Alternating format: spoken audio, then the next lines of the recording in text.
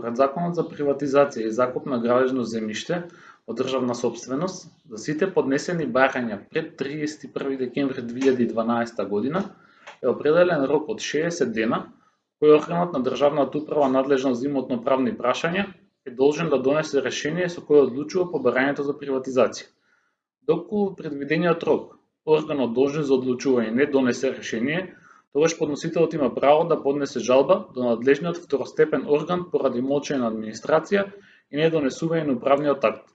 Како дополнителни правни лекови кои стојат на располагање се претставка до државниот управен инспектор и претставка до народниот правобранител.